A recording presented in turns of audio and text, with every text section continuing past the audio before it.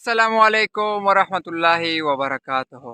امید دی چې هبه یې په صحت په روغ یي.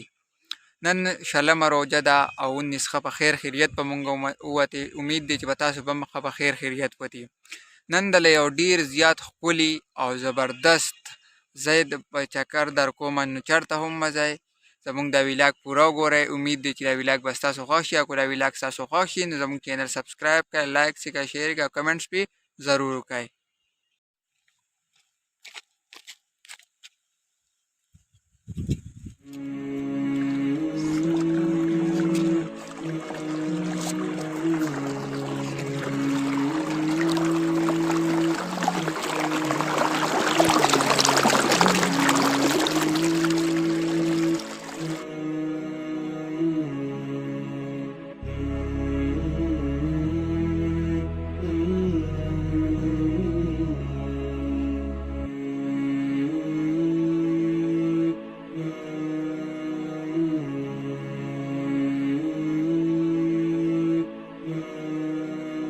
ښه به په دې ټایم کې مونږ راورسېدو کوم ځای ته چې مونږ راتلو، او تاسو به دا مخکني شاټونه کتلي او شاته هم تاسو کتلی شئ.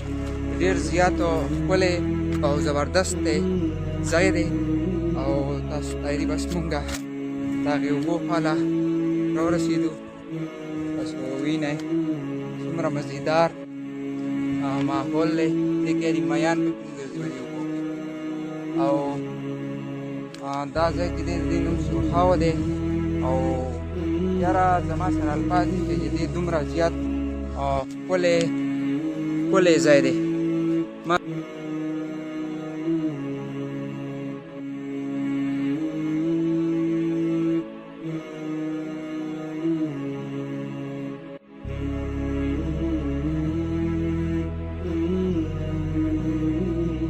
دلته رالو دا هلکان دلته ولاړو. هلکه تاسو دلته څه چل کوه؟ د دې ځای اوبه سم صفا دي که نه؟ ښکلې اوبه دي. او تاسو له چا له پکې څه نظم او څه نعت ورځي د روژې مبارکه میاشت او روژې په باره کې له څه درځینو ووایئ. ووایئ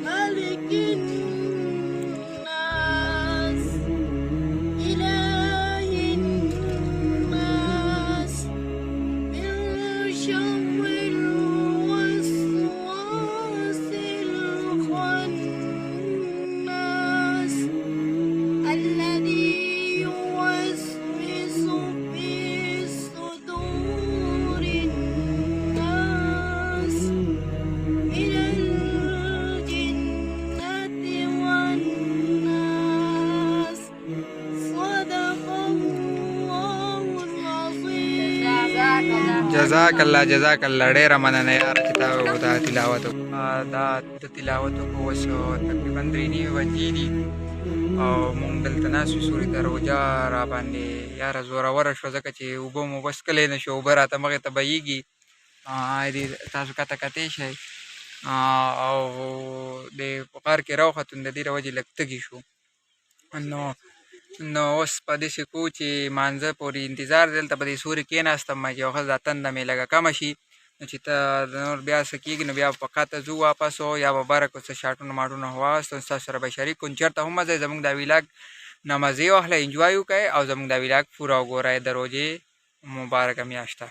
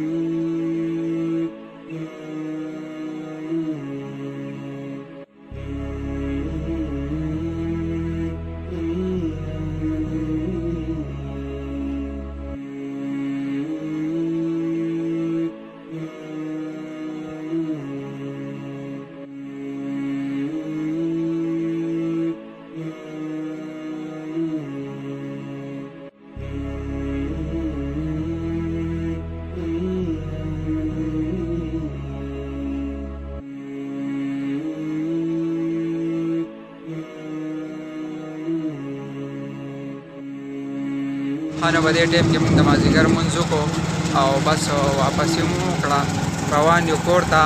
نو انشاءالله بیا به د روژه ماتې نه پس میلاویږو، نو چېرته هم مه ځئ او ګپ شپ به بیا د روژه ماتې نه پس لګو. والسلام. دا ویلاګ د دې ځای پورې وکړو. دا ویلاګ ستاسو خوښ شوی لایک سي کړئ، شیر یې کړئ او سبسکرایب کړئ چینل. او هم د دې ځای پورې دا ویلاګ په بل ویلاګ کې میلاویږو. والسلام.